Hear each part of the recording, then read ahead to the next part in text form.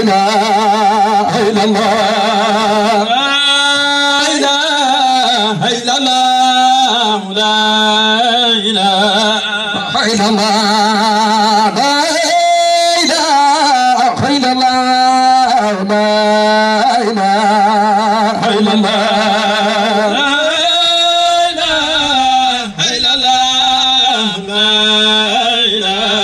إله إلا الله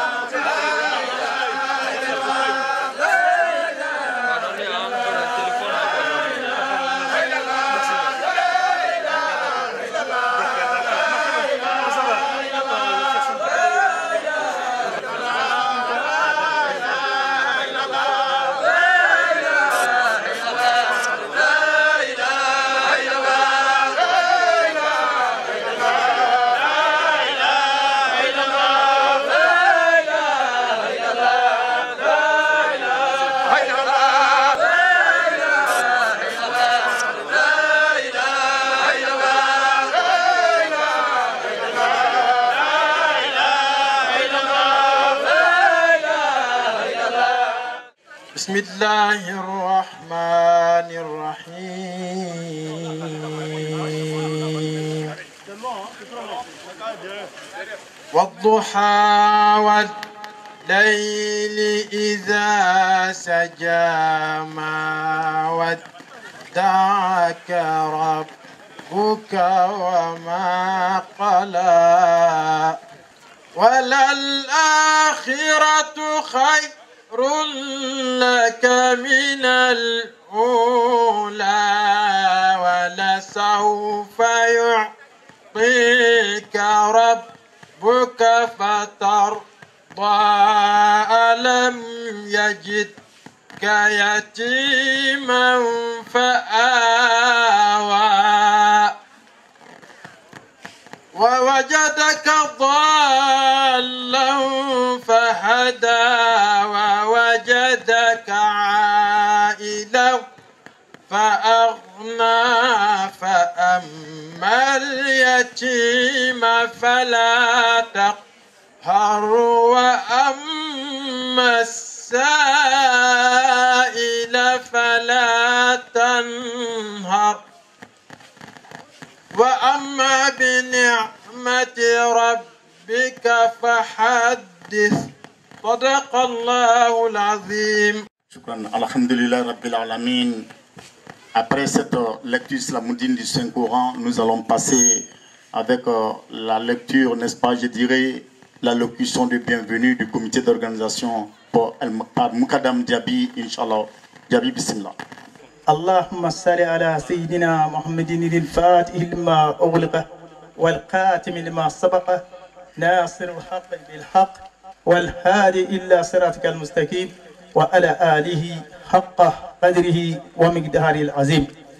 السلام عليكم. وعليكم السلام ورحمة الله وبركاته. Éminence, Thierno Ibrahim Mahmoud Diallo, honorable Saïbatou Aou, député de la diaspora sénégalaise de la CEDEAO, de l'Afrique de l'Ouest.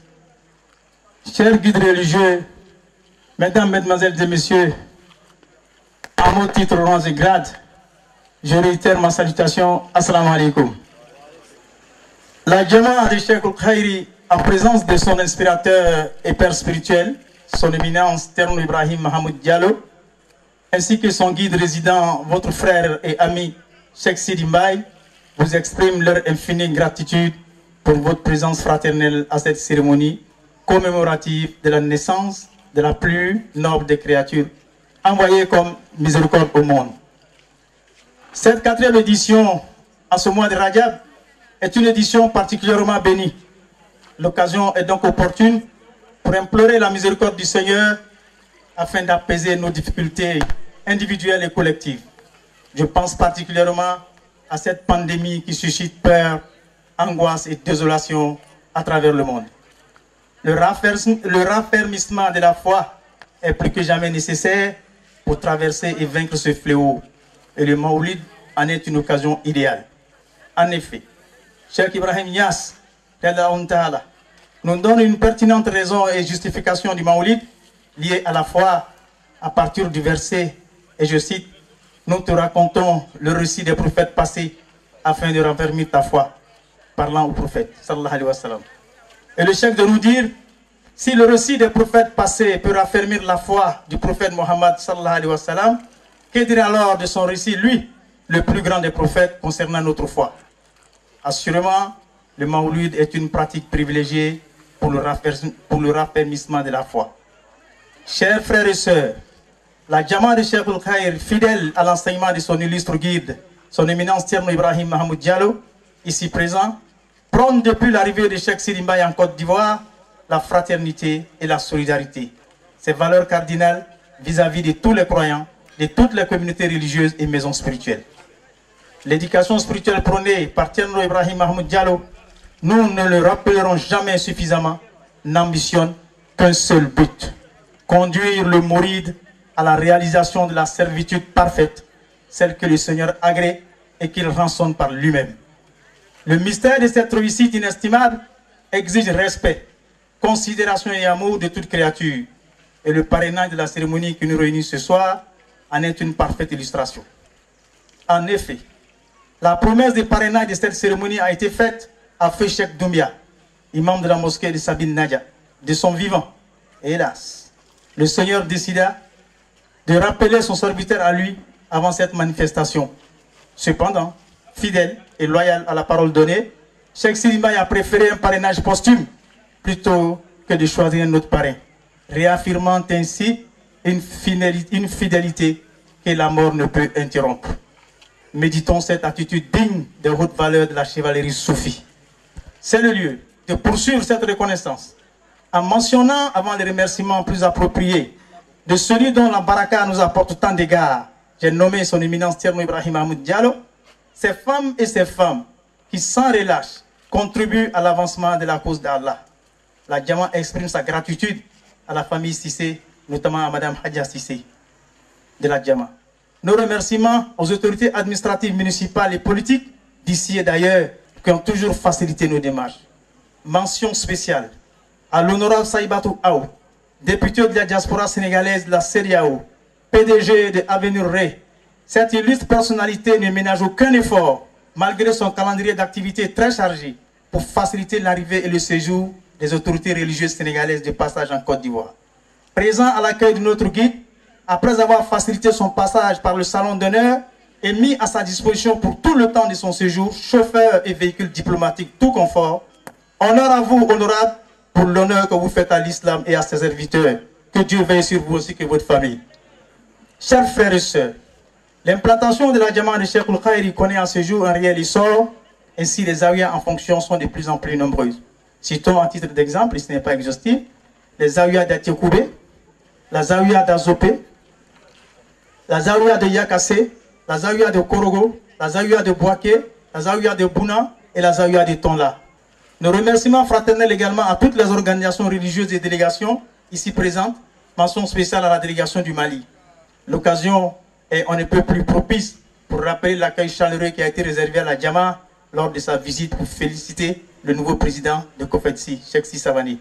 Nous lui souhaitons l'assistance d'Allah pour la mission qui lui a été confiée. Il faut rappeler que cette rencontre s'est faite par la facilitation du secrétaire exécutif du Kofetsi, Cheikh Badi Messila. Chers frères et sœurs, la Jama'a me charge de vous adresser d'avance les excuses pour les manquements et insuffisances qui ne manqueront pas tout le long de cette cérémonie. Sur ce, merci de votre attention. Wa akir dawana, walhamdulillah. Je vous remercie.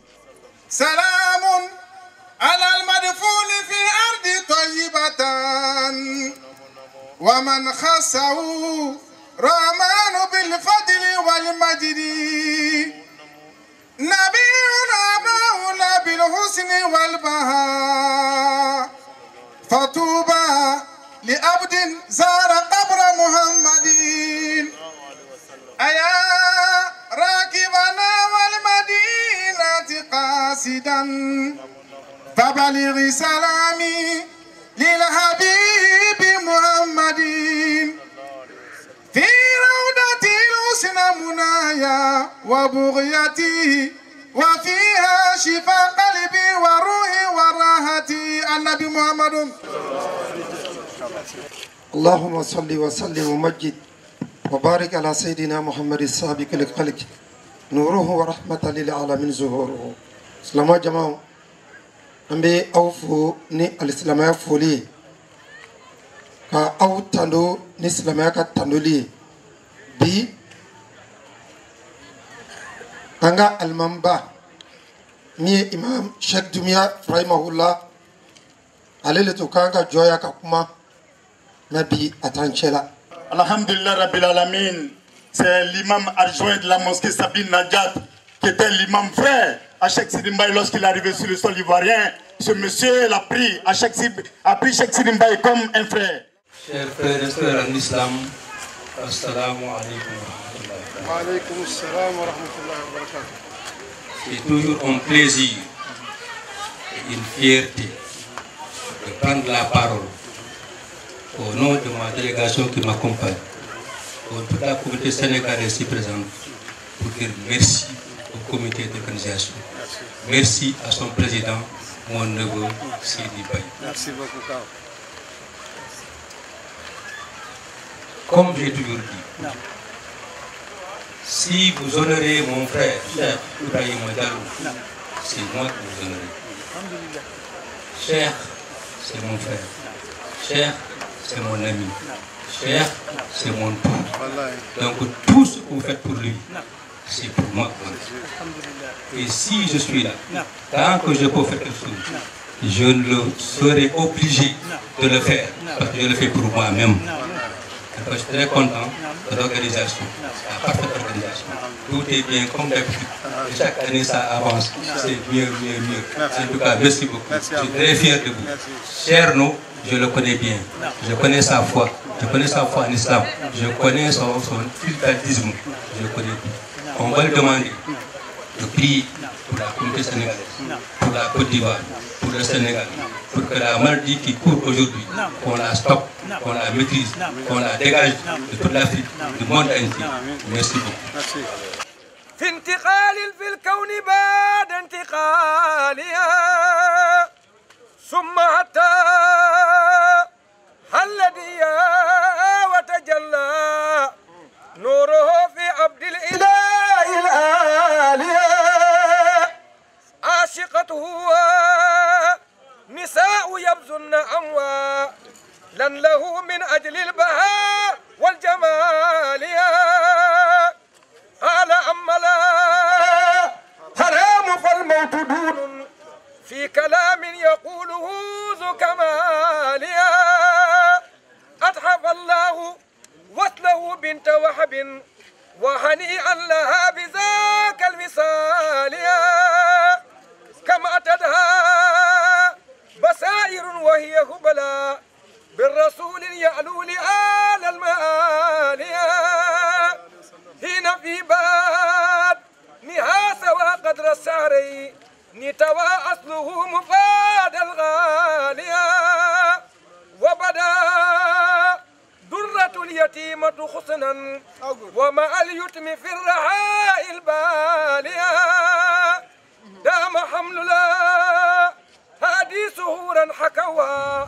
Les frères ont voulu cette année qu'on parle d'un illustre personnage d'une très haute dimension, en l'occurrence l'union des deux océans, le promoteur de la faïda de Cheikh Tijane, confirmé par les grands khulafas de la Tijania de la Mauritanie, parce que c'est de là-bas que nous vient cette tariqa, et qu'on connaît sous le nom de Cheikh l'Islam, titre qui lui a été adressé à l'université de l'Azhar à la suite d'une soutenance, peut-être qu'on aura l'occasion de relater tout à l'heure.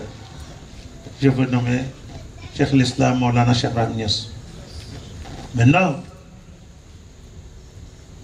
avant de rentrer donc, parce que toutes ces années passées, on parlait des dimensions de l'islam.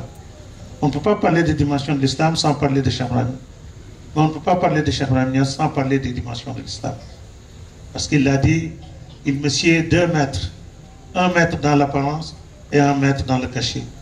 Mon mètre dans l'apparence, c'est le Coran et la Sunna du prophète sallallahu alayhi wa sallam. Aucun ne le maîtrise mieux que moi. Mon maître, dans le cachet, c'est Cheikh Ahmad Tijani. Je ne me sépare pas de lui, ne serait-ce que d'un clin d'œil. Mais avant quand même de rentrer dans le vif du sujet, il y a lieu de défricher un peu le terrain. Donc, pour la compréhension de tous, n'est-ce pas? Allah Tabaraka wa Ta'ala, quand il a créé ce monde, alhamdoulilah, il a choisi une créature qu'il a nommée son représentant sur terre, qui est donc l'homme, qui est Adam. Quand il a dit Inni ja'il fil ardi khalifatan, j'ai fait mon représentant sur terre. Alors, cette créature qui donc représente Dieu sur terre, c'est tout à fait normal qu'il soit le maître de la nature. Ça, même ceux qui n'ont pas la foi islamique savent que l'homme est maître de la nature. Ceci n'est pas le fait d'un hasard. Allah Ta'ala, qui est le maître de l'univers, ou bien des univers, qui donc domine sur sa créature, c'est lui qui a donné à l'homme ces facultés qui font qu'il domine la nature. Nous avons enseigné à Adam le nom de toutes les choses. Nous avons créé l'homme de la plus belle forme, jusqu'à ce qu'ils disent dans un hadith qudsi, dans un hadith, Inna Allah khalqa Adam ala surati, Dieu a créé Adam, n'est-ce pas, à son image, a dit le prophète Mohammed sallallahu alayhi wa sallam. Donc, Allah Tabaraka Ta'ala a préparé l'homme pour qu'il soit son représentant digne sur cette terre. Nous ne sommes pas venus sur cette terre pour vivre, non, nous sommes venus ici pour adorer Allah Ta'ala, qui a dit dans un verset, nous n'avons créé les djinns et les hommes que pour nous adorer. Maintenant, Abdullah ibn Abbas, qui est un cousin du prophète sallallahu alayhi wa sallam, dans son commentaire du Coran, là où Allah Ta'ala dit, nous n'avons créé les djinns et l'homme que pour nous adorer, il dit liya'buduni et liya'rifuni, que pour nous adorer, il veut dire pour me connaître. Donc, vous ne pouvez rien faire pour Allah Ta'ala. Donc, ce qu'il veut de nous, c'est qu'on voit sa puissance, qu'on contemple, n'est-ce pas, sa face, qu'on voit sa grandeur et qu'on jouit de ses bienfaits. Donc, que nous soyons maintenant reconnaissants vis-à-vis de cela. La reconnaissance donc commence par témoigner qu'il n'y a qu'une seule divinité, en l'occurrence lui, Allah Tabaraka wa Ta'ala, et que Mohammed sallallahu alayhi wa sallam est son messager. La deuxième reconnaissance consiste maintenant à obéir, n'est-ce pas, aux préceptes qu'il a fixés entre lui et ses serviteurs, qui sont les actes d'adoration, tels que la prière, le jeûne, la zakat si on a des biens, et le hajj si on en a la possibilité. C'est là les piliers de l'islam.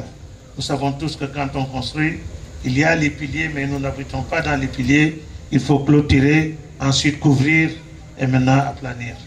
Donc, c'est ça qui nous obligeait toujours à parler des dimensions de l'islam, pour que tous les fidèles, donc, à commencer par nous, puissent comprendre que l'islam n'est pas seulement, n'est-ce pas, une fin en soi, n'est-ce pas, le fait tout simplement d'obéir, n'est-ce pas, aux préceptes divins n'était pas suffisant. C'est seulement là un aspect de l'islam. Maintenant, l'autre aspect consiste, n'est-ce pas, à se rapprocher d'Allah Tabaraka wa Ta'ala. Donc, à chercher la proximité avec Allah Tabaraka wa Ta'ala. Et c'est là maintenant où les voies soufis sont donc ouvertes.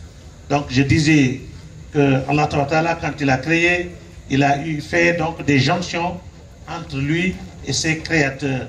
Les jonctions ont commencé d'abord par la hiérarchie de la prophétie, ensuite la hiérarchie de la wilaya qu'on appelle la sainteté, et enfin au sein de cette sainteté, il y a une particularité qui unit les deux, qu'on appelle donc la représentation en Allah Tabaraka wa Ta'ala, la représentation de la haute essence d'Allah Tabaraka wa Ta'ala.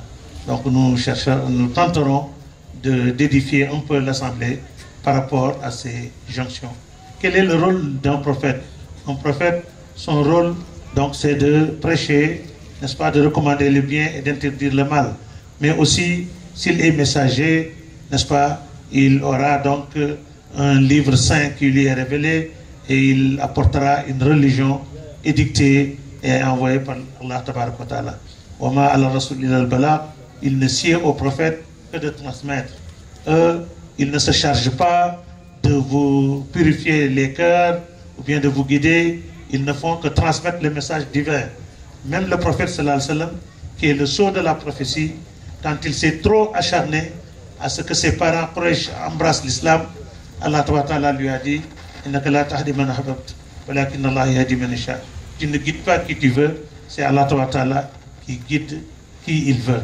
Donc, quand le prophète aimait le message divin, c'est Allah Ta'ala qui ouvrait les cœurs des fidèles dont il rend, n'est-ce pas, dont il juge utile qu'ils soient donc des croyants.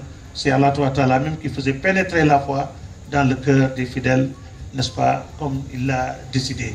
Et au cas échéant, khatamallahu ala qulubihim wa ala sami wa ala absirihim. Il y en a dont il a scellé les cœurs, lui et la vue. Dans un autre verset, il dit: Sumun bukmun umyun fahum la yarji'un fahum la yaqilun fahum la ya'lamun. Il a scellé les cœurs, lui la vue, n'est-ce pas, et donc tous les sens. Ça, c'est donc à sa guise. Ceux maintenant dont il a jugé qu'il veut compter parmi donc les croyants, il ouvre donc la poitrine, il ouvre le cœur et fait pénétrer la foi. Alhamdulillah, il l'a fait pour nous tous qui sommes ici présents. Il a fait de nous donc des musulmans, des croyants, qui croient en Dieu, qui croient au prophète sallallahu alayhi wa sallam, qui obéissent à Allah, qui font autant que possible, n'est-ce pas, tout ce qu'Allah a recommandé, et on s'abstient autant que possible de tout ce qu'il a interdit. Donc ça, là, c'est la hiérarchie des prophètes. Le prophète sallallahu alayhi wa sallam a dit dans un hadith: Al-ulama warasatil anbiya, les ulama, les savants, sont les héritiers des prophètes. Maintenant, le rôle du prophète, c'est de transmettre le message divin. Maintenant, quel est le rôle du saint? Son rôle consiste à purifier les cœurs des fidèles, à les mettre sur la voie qui les rapproche de leur Seigneur. Comme je l'ai dit, n'est-ce pas, dans mes propos avant, que le serviteur ne doit pas seulement se limiter à obéir aux ordres donc d'Allah et à s'abstenir de ses interdits, il doit aussi se soucier, il doit songer à se rapprocher de son Seigneur. Le prophète sallallahu alayhi wa sallam a dit, si le serviteur désire se rapprocher de son Seigneur, le Seigneur également désire se rapprocher de lui. Et le Coran nous dit, fafirru illallah, accourez vers Allah. C'est vient dire, antum fuqara illallah, vous êtes nécessiteux en Allah. Ces versets donc nous montrent que nous devons nous soucier donc de nous rapprocher d'Allah, d'aller vers Allah. Quand vous leur dites d'aller vers Allah, ils vous disent que nous sommes en Allah, nous prions, nous jeûnons, nous faisons tout ce qu'il nous a recommandé. Ça, vous êtes dans les, n'est-ce pas, recommandations, dans les ordres, dans les préceptes d'Allah. Mais Allah, c'est une essence, c'est un être, n'est-ce pas, qui existait avant de faire exister le monde.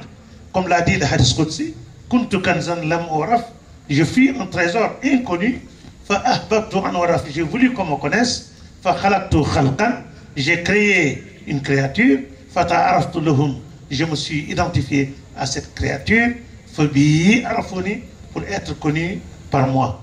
Donc, Allah tabaraka wa ta'ala, il était donc un trésor inconnu, il n'avait rien créé, et il a créé, il s'est identifié à sa créature pour qu'on le connaisse. Donc, cela veut dire qu'il est très proche de nous. Il est avec vous, où que vous soyez. Il est plus proche de nous que notre veine jugulaire. Il est entre l'homme et son cœur. Donc, l'homme doit faire des investigations, doit aussi trouver un maître qui lui donc purifie les cœurs jusqu'à ce qu'il sente la présence divine. Autant que le malade pathologique va vers le médecin qui le consulte, n'est-ce pas, qui lui fait faire des analyses, des examens, et ensuite qui lui prescrit des médicaments qui donc le conduisent à la guérison. Ainsi aussi, la maladie du cœur a été citée par Allah Ta'ala, qui dit que pour ceux qui sont des mécréants, maradun dans leur cœur, il y a une maladie, Dieu leur augmente même cette maladie, que Dieu nous en garde.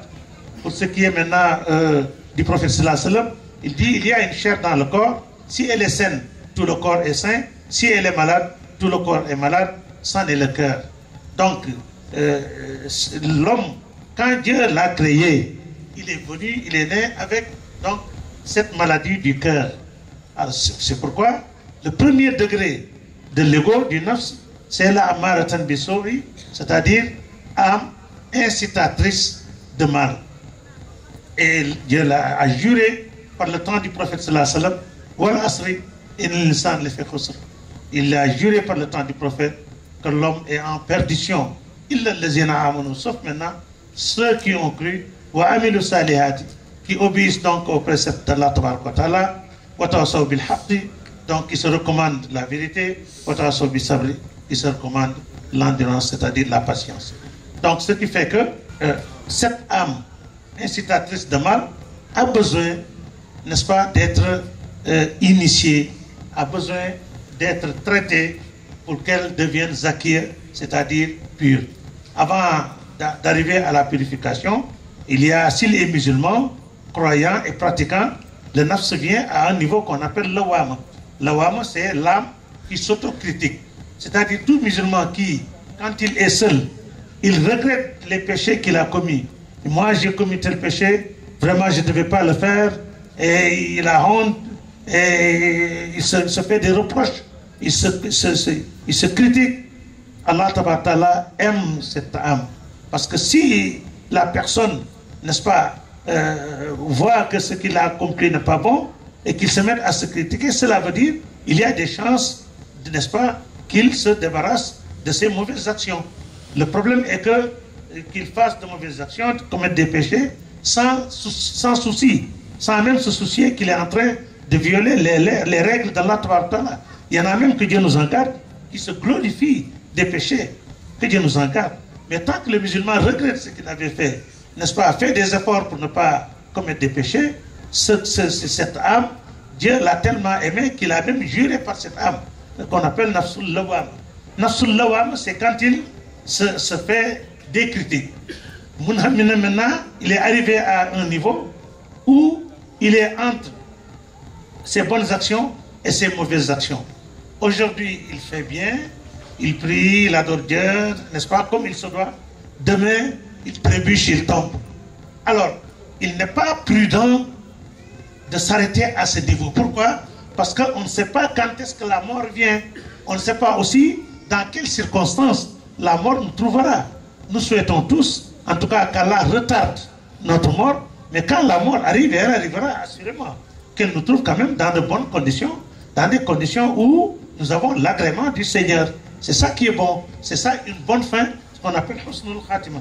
Alors, le fait maintenant que la mort vienne au moment où l'individu était en péché, que Dieu nous en garde, parce qu'il faut le savoir, au moment où le fidèle commet un péché, on lui retire sa foi jusqu'à ce qu'il termine le péché, on lui rend cette foi. Alors, c'est quoi le danger? Et que s'il meurt au moment de commettre le péché, que Dieu nous en garde, il part sans foi.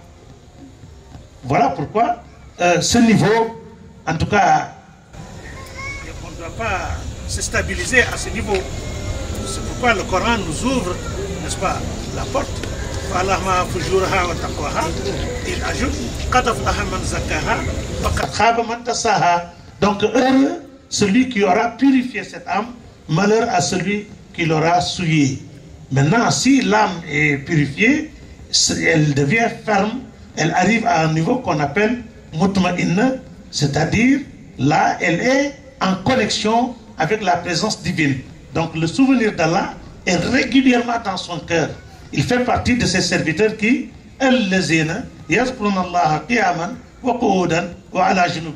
qui se souviennent d'Allah debout, assis et couché. Et là maintenant, Allah Ta'ala l'invite dans son royaume. Irji ila rabbiki radiyatan mardiyatan fadkhuli fi ibadi wadkhuli jannati. Ô âme apaisée, reviens, retourne. Parce que nous venons d'Allah, inna lillahi. Nous tous nous appartenons à Allah, mais nous devons retourner vers Allah. Toute âme goûtera à la mort. Mais nous ne devons pas attendre la mort pour retourner à Allah.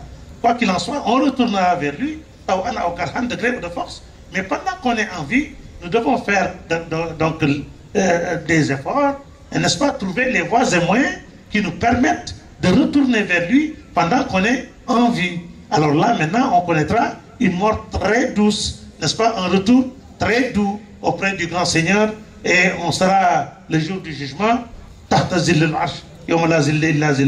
sous l'ombre du trône d'Allah, le jour où il n'y aura que donc cette ombre. Donc je crois que je n'avais pas cité l'essentiel de la cérémonie, le parrain, à titre posthume, en l'occurrence l'imam Doumbia. Donc on a prié chez lui dans sa mosquée hier, sa ville Naja. Et comme d'habitude, comme il le faisait, ses seconds ont fait la même chose.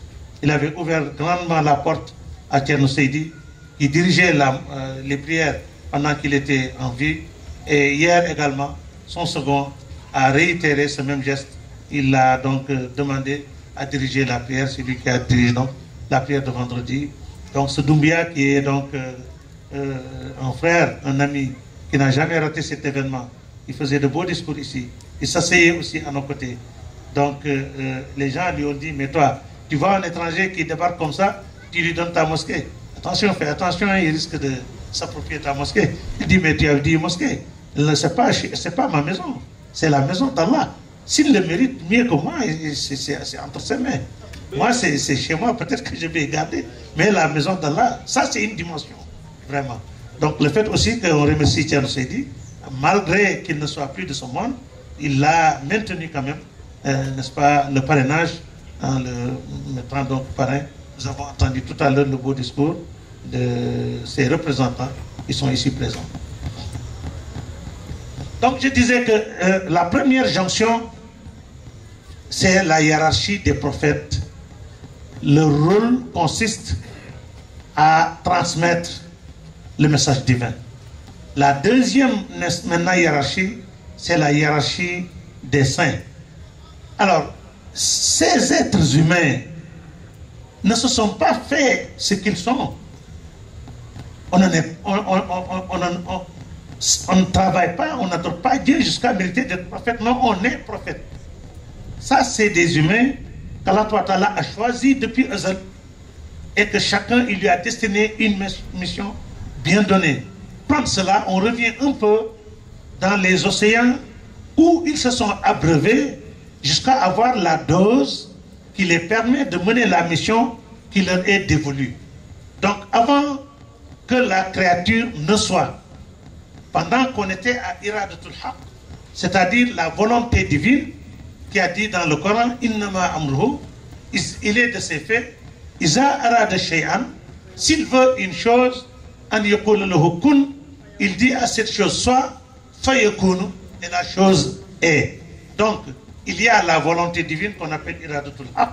Ensuite, maintenant, il y a l'univers de l'ordre, là où l'ordre est tombé. Kun, tout ce qui doit exister dans ce bas monde et dans l'au-delà était programmé dans la volonté divine. Tout ce qui doit exister dans ce bas monde et dans l'au-delà, n'est-ce pas, était programmé dans l'ordre Kun. Maintenant, ce que Allah peut supporter, les créatures ne peuvent pas le supporter. Allah Ta'ala, il a dit une seule fois, il a eu une seule volonté qui a couvert le bas monde et l'au-delà. Il a dit donner un seul ordre Kun, et tout ce qui doit exister dans ce bas monde et dans l'au-delà a commencé maintenant à faire ce qu'on appelle la gestation pour apparaître. Mais pour nous maintenant créatures, chaque jour il est à quelque chose. C'est-à-dire que c'est une brique aujourd'hui, demain une autre brique, après-demain une autre brique, jusqu'à ce qu'on trouve un mur et jusqu'à ce que le bâtiment soit complet. C'est ça que nous pouvons faire. La preuve que quand tu es chez toi, tout ce que tu as comme provision alimentaire, tu ne peux pas manger ça d'une seule fois. Tout ce que tu as comme habits, tu ne peux pas les porter d'une seule fois. Si ton bâtiment, ta maison a beaucoup de chambres, tu ne peux pas passer à la fois la nuit dans toutes les chambres, etc., etc. Donc nous, ce qui est bon, possible chez nous, c'est un repas aujourd'hui, un autre repas à telle heure, un autre repas à telle heure. Un habit aujourd'hui, demain un autre habit, après-demain un autre habit. Tu passes la nuit dans cette chambre, l'autre nuit, si tu veux, tu vas dans une autre chambre, mais tu ne peux pas passer la nuit dans deux chambres à la fois. Donc, ce qui fait que les événements maintenant viennent, n'est-ce pas, chaque événement en ce qui le concerne, le temps qui lui est prescrit et le moment exactement auquel il doit apparaître et aussi le lieu où il doit apparaître. C'est pourquoi quand Allah Ta'ala a dit chaque jour Allah y a quelque chose, Rasulullah sallam a dit ces choses apparaissent mais ne débutent pas. Par exemple, cette assemblée, chaque année nous réunissons ici, mais la manière dont on est assis, n'est-ce pas, ce que nous avons pu faire durant toute l'année, ça on ne l'avait pas l'an passé, n'est-ce pas, comme connaissance, comme expérience, comme vie, etc. Alors, donc, ça ne veut pas dire que c'est aujourd'hui que ça a commencé, mais c'est aujourd'hui que c'est apparu. Parce que depuis la volonté divine, Allah Ta'ala a décidé que telle date, tel jour, n'est-ce pas, tel moment, à tel lieu, n'est-ce pas, nous nous rassemblerons ici et nous parlerons de telle chose. Donc c'était déjà programmé par Allah, mais c'est aujourd'hui que la photo est apparue. Mais ce n'est pas aujourd'hui que ça a commencé. Donc ce qui fait que Allah Ta'ala, les faits lui appartiennent. Donc un fait, il est d'abord dans ce qu'on appelle la volonté divine. Ensuite, il vient là où l'ordre est donné. Et ensuite, il se met à se réaliser. C'est comme ça que les choses se succèdent jusqu'à donc la fin des temps. Depuis le temps, n'est-ce pas, de la volonté divine, avant même le temps et l'espace, ce qui devait être l'océan, n'est-ce pas, de la prophétie, était enfermé dans ce qui sera l'océan de la sainteté, de la wilaya. Donc, ce futur océan donc, de la wilaya couvrait le futur océan de la prophétie. Donc, ce qui est en haut, en présence de la haute essence divine, c'était l'océan, ce qui sera l'océan de la sainteté. C'est pourquoi Allah Ta'ala, parmi ses attributs, il y a l'attribut wali, mais il n'y a pas l'attribut nabi. Quand vous visitez les Asma al-Husna, vous trouverez Allah ou le wali. Il est le wali. Et voilà un titre qui lui appartient, mais qu'il a prêté aussi à sa créature, ce qu'on appelle Awliyaullah, les donc alliés d'Allah, les amis d'Allah Tabarak wa Ta'ala. Donc, quand maintenant l'ordre est tombé, ce qui doit être donc disons l'océan de la wilaya, c'est déchiré, c'est ouvert, et ce qui sera l'océan de la prophétie est sorti en premier lieu. Cheikh Ibrahim Niass, à qui donc, on essaiera de parler un peu de sa vie et de ses œuvres, a fait un poème relatant ce que je viens de dire. Il a parlé d'abord de l'unicité d'Allah. Hadratul Qudsi inda mahwin siwaha la siwaha ya man yarum liqaha Hadratul Qudsi aynu wajhi ilahi fa mudamu kasin yaruqu halaha. Il dit cette présence sainte pure d'Allah tabaraka wa ta'ala rejette, élimine, anéantit tout ce qui est en dehors d'elle. C'est le moment où Allah était Allah et il n'avait rien encore programmé, il n'avait même pas encore donné ordre à ce que l'existence soit. Donc le coup n'était même pas encore tombé. C'est ça qu'on appelle la présence donc de la cécité et de l'effacement, mais qu'on appelle Hadratul Qudsi, la présence pure d'Allah tabaraka wa ta'ala. Qul huwa Allahu ahad, Allahu samad, lam yalid wa lam yulad wa lam yakun lahu kufuwan ahad. Il est unique, il est l'absolu, il n'a pas engendré rien, il est issu de rien, rien n'est issu de lui, rien n'est à côté de lui, il est unique. Alors, maintenant, jusqu'à ce qu'ils disent Barazat minha awwalan hadratu mukhtari aynan liha iha fahiya ha ha. Il dit a jailli en premier lieu de cette unicité d'Allah, n'est-ce pas, la lumière du prophète Mohammed sallallahu alayhi wa sallam, épousant les qualités de la lumière divine. Parce que cette lumière du prophète sallallahu alayhi wa sallam est la première existence. Le garçon l'a chanté, que Dieu le rétribue, tout à l'heure. Cheikh Ibrahim l'a dit, Nuruhu, awwalul wujud wujudan, wa aslul usuli wal anjal. Sa lumière, donc, est, n'est-ce pas, la première existence de toutes les existences. Et sa lumière est l'origine, la genèse de toutes les origines. Donc, la première existence, c'est la lumière du prophète sallallahu alayhi wa sallam. Voilà pourquoi il a dit dans un hadith, quand Dieu a voulu créer, il a enlevé de sa lumière, il m'a créé, et de ma lumière, il a créé tout ce qui est en dehors de moi. Dans un autre hadith, il dit Ana min Allah wal mu'minin minni. Moi j'émane d'Allah et les croyants émanent de moi. Cheikh l'Islam, Cheikh Ibrahim Niass dit, c'est par respect à la charia qu'il s'est prononcé ainsi, mais en réalité, tout émane de lui, sallallahu alayhi wa sallam.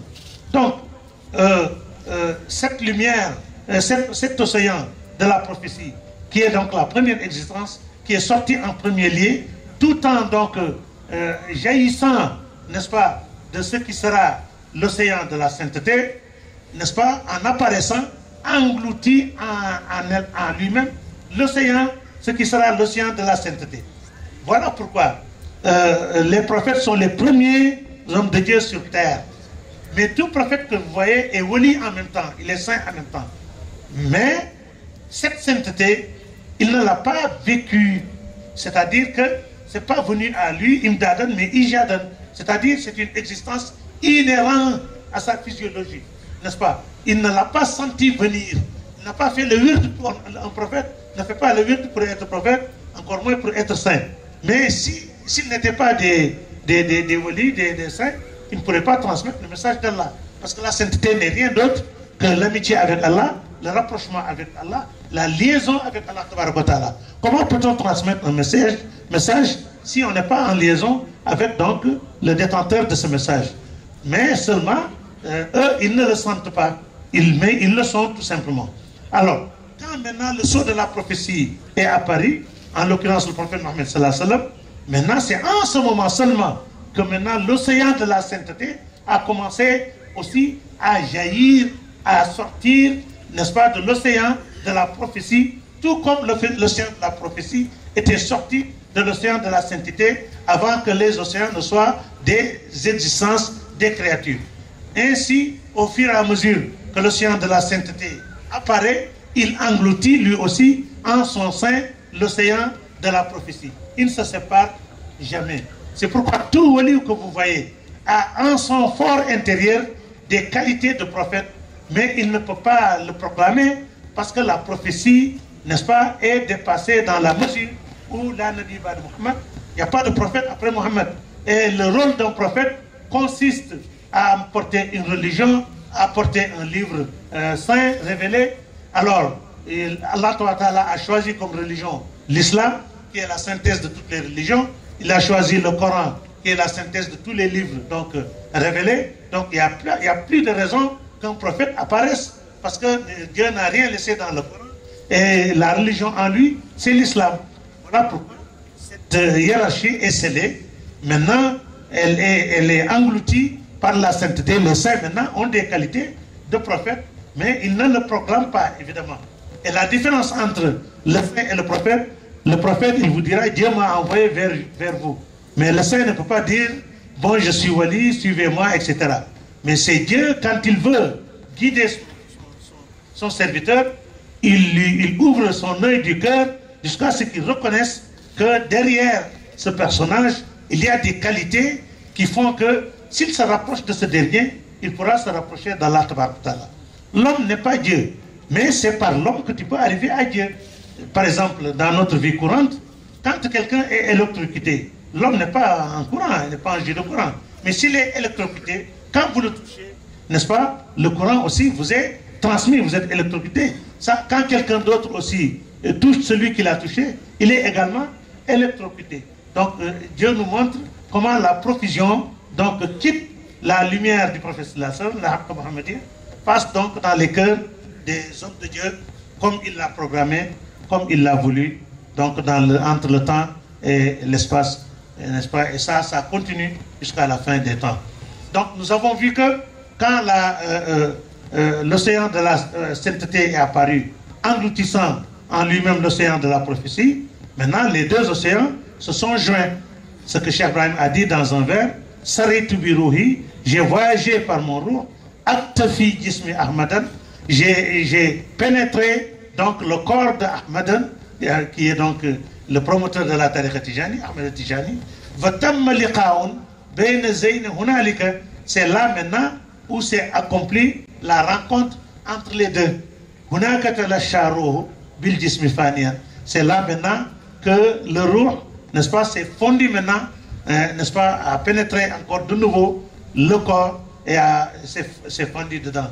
Donc l'océan de la prophétie s'est fondu dans l'océan de la sainteté. Et c'est là maintenant une autre dimension qui est au-delà des attributs d'Allah et au-delà de ses noms. Abdul Karim Jili l'avait dit, Walillahi khalfal ism wal wasf mazharun. Au-delà des attributs d'Allah ainsi que de ses noms, il y a une apparition. Il dit cette apparition donc n'est gérée, n'est-ce pas, n'est régie ni par les qualités du ciel, ni par les qualités de la terre, ni par les normes, n'est-ce pas, de cet espace. Cette dimension relève directement, n'est-ce pas, de l'essence de la divinité. C'est là maintenant où la représentation divine est apparue. C'est cette apparition qui était convoitée par tous les saints de tous les temps, parce que quand cette apparition fera le jour, l'union avec le Seigneur deviendra facile et deviendra donc, ne sera donc en très grand nombre. Donc, si on revient un peu en arrière, on nous demande de parler de Cheikh al-Islam, Cheikh Ibrahim Niass. Donc, ses parents viennent du Jolof. Le Jolof, c'est donc une localité du Sénégal. Il y avait un grand saint qui s'appelait Maba Diakhou, un grand érudit, fait un djihad comme le djihad de Cheikh Marfoutiou. Donc tous les dirigeants de la Tijania ont répondu à son djihad. C'est comme ça que les ancêtres de Cheikh Ibrahim, n'est-ce pas, son père et son grand-père, donc ont quitté le Jolof. Son père était de jeune âge à l'époque. Ils sont venus répondre au djihad de Maba Diakhou, tout comme Mamor Anta Sali, le père de Seigne Touba, tout comme d'autres grands érudits de la Tijania qui ont participé donc à ce djihad de Maba Diakhou. C'est ça donc qui les a fait quitter le Jolof pour venir maintenant s'installer, n'est-ce pas, dans le Saloum. Donc pour ne pas trop prendre du temps, lui, Cheikh Ibrahim, il est né dans une localité qu'on appelle Taïba Niassène. Et il y a seulement, mercredi, jeudi, vendredi, samedi, 4 jours ou 5 que nous avons donc célébré l'anniversaire de sa naissance qui correspond au 15 du mois de Rajab. Le mois de Rajab, c'est parmi les 4 mois sacrés. Il y a 4 mois parmi les 12 qu'Allah Ta'ala a rendu sacrés. Les 3 mois se suivent, alors le Rajab, lui, est à part. On l'appelle Rajab Fard, donc le Rajab singulier. Et Rasul Sallallahu Alayhi wa sallam a dit, le Rajab, ce mois-ci, est pour Allah Ta'ala. Le Shaban, c'est-à-dire le mois qui va venir, est pour moi. Maintenant, le Ramadan est pour ma communauté. Donc ces 3 mois se suivent, Rajab, Shaban et Ramadan. Donc c'est le 15 de ce mois qu'il est venu au monde dans une localité qu'on appelle Taïba Niassène, à 40 km de Kaolack. Donc il a fait l'étude coranique ainsi que les sciences religieuses avec son père. Il dit qu'il n'a jamais eu un marabout. D'ailleurs, lors d'un colloque devant le roi, je crois que ça doit être Faisal, en tout cas le roi d'Arabie Saoudite, il faisait des interventions. Quand il a fait une intervention du Cheikh Ibrahim, alors le représentant de l'Égypte lui a dit, mais comment se fait-il que vous soyez sorti de Lazare et je ne vous connais pas? Il dit, je n'ai jamais étudié à Lazare. Il dit, ah bon, qui vous a enseigné? Il dit, mon père. Il dit, ah d'accord, donc c'est votre père qui est sorti de Lazare, de l'université de Lazare de l'Égypte. Il dit, non, mon père n'a jamais étudié à Lazare en Égypte. Mais qui l'a enseigné? Il dit, son père. Donc, alhamdoulilah, il a tout eu de son père, et même la tariqa Tijane, il l'a pris de son père, n'est-ce pas? Qu'il a pris d'un certain Mohamed Brahim Fouta Djali. Ce dernier l'a pris d'un certain Abou Bakri. Abou Bakri l'a pris de Cheikh Omar Foutiou. Cheikh Omar Foutiou l'a pris de Mouloud Val, du moins de Abdou Karim l'a pris de Mouloud Val de Mohamed Al-Hafiz. Mohamed Al-Hafiz l'a pris directement des mains de Cheikh Ahmed Tijane. Donc, c'est Mouloud Val qui a introduit la tariqa Tijane en Afrique de l'Ouest. Donc, par l'intermédiaire de Mouloud Val, ensuite de Abdou Karim, ensuite de Cheikh Omar Foutiou. Maintenant, c'est Cheikh Omar Foutiou, qu'Allah donc le gratifie, augmente sa lumière, qui a introduit la tariqa ici au Sénégal, en donnant à Alpha Maï Révélé. Ce dernier a donné à Sid Haj Malik. Il a donné à Mohamed Brahim, du moins à Abou Bakri. Abou Bakri a donné à Mohamed Brahim. Mohamed Brahim a donné à Haj Abdallah Niass, qui est le père de Cheikh Ibrahim Niass. C'est comme ça que Cheikh Ibrahim Niass a pris la tariqa Tijani pour la première fois. Mais après, il l'a dit, il a écrit qu'il a eu donc 50 autres chaînes qui sont différentes de cette chaîne. Et sa chaîne la plus proche de Cheikh Tijani, c'est Ahmed Soukayrege, Abdoulaye, Alim Tamassin, Cheikh Ahmed Tijani.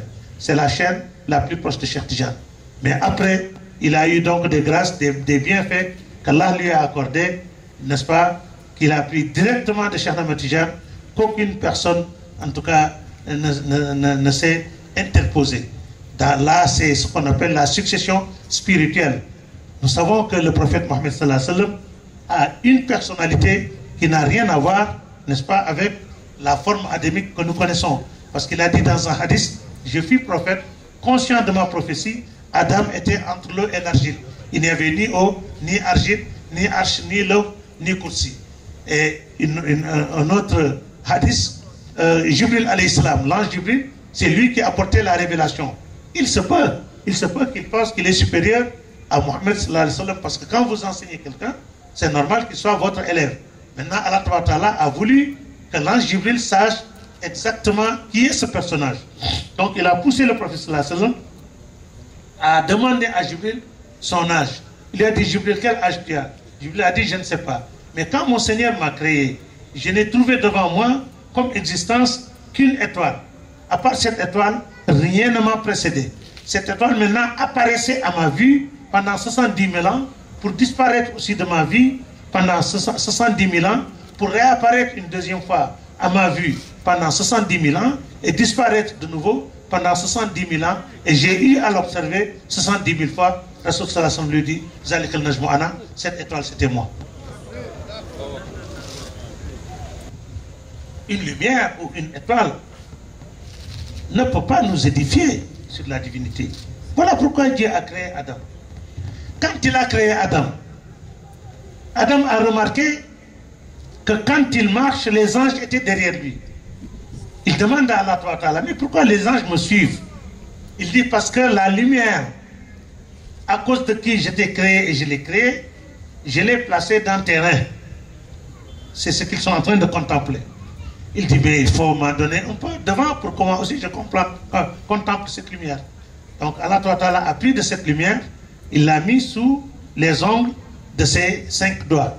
Il dit, quand il apparaîtra, il aura 4 compagnons qui lui seront très fidèles.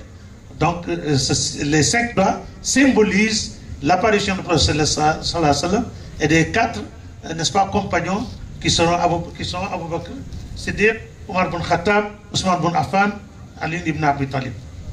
Alors, dans un autre hadith que Cheikh Tijan a fait voir dans son fameux Jawahir al-Mani, il dit, Sayyidina Ali et moi, on était donc 2 lumières dans les reins d'Adam. Donc Dieu a transféré ces lumières de reins jusqu'à dans des réceptacles, jusqu'à ce que c'est venu dans les reins d'Abdul Muttalib. C'est de là maintenant que les 2 lumières se sont séparées, parce que les 2 lumières formaient une seule lumière. L'une est partie donc dans les reins d'Abdullahi, donc c'est moi, je suis né, et l'autre est partie dans les reins d'Abi Talib, c'est la naissance de Sayyidina Ali. Il dit après les 2 lumières se sont retrouvées entre Hassan et Hussein. Tout ceci donc nous montre qu'il y a des personnages qui sont là avec nous, qui mangent ce que nous mangeons, qui boivent ce que nous buvons, qui portent les mêmes habits que nous, qui ont les mêmes habitudes que nous, qui parfois ils sont en bonne santé, parfois ils sont malades, parfois ils se réveillent, ils ont de quoi faire la dépense, parfois ils se réveillent, ils n'ont rien dans les poches. Donc ils sont des hommes, des humains naturels comme tout le monde, mais qui ont une dimension au-delà de la dimension humaine. Pourquoi Dieu les a amenés à ce niveau? Parce que s'ils étaient restés dans le niveau qu'ils sont réellement, les humains auraient dit, ah non, nous sommes des humains, nous mangeons, nous vivons, nous sommes limités, donc cette religion, il n'y a que vous qui pouvez donc le suivre. Nous ne pouvons pas le suivre. Voilà pourquoi Dieu l'a amené, n'est-ce pas, au plus bas degré, au plus bas niveau. Il allait même au marché, le prophète sallallahu alayhi wa sallam, on le voyait même prendre sa chaussure, n'est-ce pas, coupée, et qu'il donc refaisait pour les porter après. Il mangeait ce que tout le monde mangeait. Il lui est arrivé aussi de faire retourner la marmite, de se réveiller, il n'a rien à manger. Une fois d'ailleurs, il est resté 3 jours, il jeûnait sans trouver de quoi donc rompre le jeûne. C'est au 3e jour, notre mère Aïcha a eu peur vraiment parce qu'il passe la journée à la mosquée. Il revient, il lui dit, amène-moi la rupture. Il dit, mais vous n'aviez rien laissé ici. Le 3e jour maintenant, Aïcha vraiment a eu peur qu'il vienne sans trouver de repas. Il a envoyé quelqu'un vers Ousmane bin Affan. Il a dit que voilà 3 jours que le prophète jeûne sans avoir de quoi rompre le jeûne. Il dit que Dieu maudisse ce monde, dit Ousmane, où le prophète a besoin et on ne me met pas au courant. Immédiatement, il a dépêché, il était très riche, des centaines de chameaux, de toutes sortes de provisions, de toutes sortes d'aliments. Je suis sûr que ces jours-ci, toute la contrée, n'est-ce pas, personne n'avait faim. Donc tout ça, Dieu l'a fait pour que les gens sachent que cette religion, c'est une religion qui est accessible à tout un chacun. D'ailleurs, les Quraysh l'ont dit. Vous dites que vous êtes envoyé de Dieu. Dieu, s'il devait envoyer quelqu'un vers nous, il aurait envoyé un ange. Il a des anges. Toi, tu es un humain comme nous. Tu portes les mêmes habits que nous. Tu manges ce que nous mangeons. Et tu dis que tu es envoyé de Dieu. Dieu a répondu immédiatement. Il dit, si j'avais envoyé un ange, il aurait mangé ce que vous mangez. Il aurait porté les mêmes habits que vous. Et il serait un personnage comme vous. Donc, Cheikh Ibrahim Niass, il dit, donc ce personnage, est-ce qu'il n'est pas un ange par hasard, etc. Donc, et même il y a un hadith, n'est-ce pas, qui fait peur, parce que le serviteur demain devant Allah, il peut venir, n'est-ce pas, on fait la pesée de ses mauvaises actions et de ses bonnes actions. Ses bonnes actions dominent, on lui fait le visa pour aller au paradis, il veut partir, Dieu lui dit non, ça reste entre nous. Il dit, mais comment entre nous? Tout ce que vous aviez ordonné, je l'ai fait. Tout ce que vous aviez interdit, je me suis abstenu. Qu'est-ce qu'il y a? Qu'est-ce qui reste? Il dit, il reste, une fois je suis venu vers toi, j'avais faim, tu ne m'as pas donné à manger. Il dit, mais est-ce que Dieu mange pour avoir faim? Il dit, oui, mon serviteur un tel qui avait faim, si tu avais donné à manger, tu l'aurais trouvé en moi aujourd'hui. Je suis venu vers toi, j'ai soif, tu ne m'as pas donné à boire. Ça, c'est un hadith Qudsi. Dieu, est-ce que Dieu boit même pour avoir soif? Mon serviteur, un tel qui avait soif, si tu l'avais abreuvé, tu l'aurais trouvé en moi. J'étais nu, tu ne m'as pas habillé. Jusqu'à, j'étais malade, tu ne m'as pas rendu visite. Est-ce que Dieu tombe malade? Il dit oui.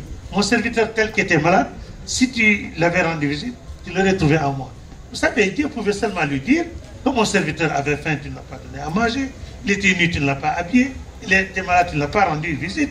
Mais Dieu dit, ramène ça à lui-même. J'avais faim, j'avais soif, j'étais malade. Nous tous, nous savons que ça, c'est des choses qui arrivent à l'humain. Mais pour vous dire quand même la proximité qui existe entre, n'est-ce pas, l'homme et son créateur. Parce que nous, les sens que nous avons, tout ce que nous avons comme vie, cette vie même, n'est-ce pas, dont nous jouissons actuellement, nous vient d'où? Retournons au point de Tawhid, d'unicité d'Allah. Nous verrons qu'Allah Ta'ala, Huwal Samu, c'est lui qui est lui. Huwal Basar, c'est lui la vue. Huwal Qudratu, c'est lui l'action. Huwal Iradatu, c'est lui la volonté. Huwal Ilm, c'est lui la science. Huwal Kalam, c'est lui la parole. Huwal Hayat, c'est lui la vie. Beaucoup de versets se terminent par Huwa Samiul Alim. Il est donc, n'est-ce pas, l'audient et le savant. Huwa Samiul Basir, il est l'audient, n'est-ce pas, et le voyant. Du Kulishen Ali, il pénètre tout de sa science. La Kulishen Qadir, il est capable donc de tout. Hayyul Qayyum, il est donc vivant et subsistant. Donc ça, c'est des attributs divins, chers frères et sœurs. Mais ces attributs ne fonctionnent pas en Dieu. Parce que s'ils devaient fonctionner en Dieu, Dieu serait nécessitaire de quelque chose. Comme il est autosuffisant, Huwal Ghani, ces attributs ne travaillent pas en lui. Je vous donne un exemple. Est-ce qu'on peut dire que le feu est chaud? Non, la chaleur est une partie inhérente du feu. La nature du feu, c'est d'être chaud. Maintenant, si vous mettez un pot d'eau sur le feu, l'eau maintenant, on peut dire que l'eau est chaude. Parce que si l'eau prend contact avec le feu, elle va épouser les qualités du feu. Elle va brûler comme le feu brûle sans être du feu. Voilà pourquoi si le serviteur, n'est-ce pas, de par sa proximité avec Allah Ta'ala, il peut venir jusqu'à s'unir à son Seigneur et donc épouser les attributs de son Seigneur qui deviennent des sens pour lui, mais qui ne relèvent plus de sa personnalité, ni de son ego, ni de sa décision, mais qui ne relèvent qu'à Allah Ta'ala. C'est pourquoi Cheikh Ibrahim Niass dit, il y a des hommes de Dieu, si on avait dévoilé leurs secrets, on les aurait adorés comme on adore Dieu. Mais Dieu les a cachés pour que tout musulman que tu rencontres, tu éprouves une bonne opinion de lui, que ce monsieur peut-être fait partie des hommes de Dieu. Parce que le danger consiste à rencontrer l'homme de Dieu, vous le banalisez, vous le peut-être ridiculisez même, vous le poussez, alors qu'il y a de ces humains, ils sont arrivés à un niveau. Quand vous vous approchez d'eux, vous vous approchez d'Allah. Quand vous vous joignez à eux, vous vous joignez à Allah. C'est pourquoi Cheikh Ibrahim Niass a dit, tout celui qui dit, moi je ne me mélange pas avec les humains, jusqu'à ta mort, tu ne te mélangeras, tu ne t'uniras jamais à Allah Tabaraka wa Ta'ala. Parce que Allah Tabaraka wa Ta'ala n'a de représentation sur terre, n'a d'adresse sur terre que l'être humain. Tout celui qui montre le dos aux hommes de Dieu ne fera jamais face à Allah Tabaraka wa Ta'ala. Je vous donne à titre d'exemple la lumière par laquelle cet univers a été créé. Ce bas monde est l'au-delà, mais c'est un être humain qui est apparu, qui a dit, je suis envoyé de Dieu, qui s'appelle Muhammad, sallallahu alayhi wa sallam, qui est né en 571 après Sidna Isa alayhi salam, Jésus, qui est né à la Mecque, d'un père qui s'appelle Abdallah, d'une mère qui s'appelle Aminatou, n'est-ce pas, d'une race qui est arabe, d'une tribu qui s'appelle Quraysh, d'une famille qu'on appelle Banu Hashim, qui a vécu donc 40 ans à la Mecque et a reçu la révélation. Il a dit, Dieu m'a envoyé vers vous. Ils l'ont persécuté, ils ont persécuté ceux qui ont cru, n'est-ce pas, pendant 13 ans, et Dieu l'a ordonné de s'exiler à Médine. 71 notables médinois sont venus lui offrir l'hospitalité. Il dit, si tes parents mécois ne veulent pas vous obéir, ne veulent pas vous suivre, nous vous invitons chez nous, nous allons vous suivre et nous allons donc embrasser votre religion. C'est ça qui a provoqué l'exil vers donc Médine, tout en sachant que le premier exil c'est en Éthiopie. Ça c'est un honneur pour l'Afrique, parce que Ja'far et les Osman ibn Affan et une partie des musulmans, quand la persécution, n'est-ce pas, des Mécois était trop sévère, le prophète sallallahu alayhi wa sallam leur a ordonné d'aller en Éthiopie, qu'il y avait là-bas, n'est-ce pas, un roi chrétien, mais qui était très loyal. On dit même on l'appelle le Négus ou Najasha. Il a fini même par se convertir à l'islam. D'ailleurs, on dit même que lors de son décès, à partir de Médine, le prophète sallallahu alayhi wa sallam a prié sur lui, ce qu'on appelle Salatul Ghaib, donc prier d'une prière invisible. Il a prié sur donc le Négus. Mais l'égir, le grand égir, c'est à Médina Munawara. Donc, cet être humain a donc affronté les détracteurs de l'islam, ceux qui ne voulaient pas que l'islam, n'est-ce pas, soit là. Un Français appelé Alphonse de Lamartine, n'est-ce pas, a écrit un article qu'il a intitulé « Quel homme fut plus grand que Mohammed ?»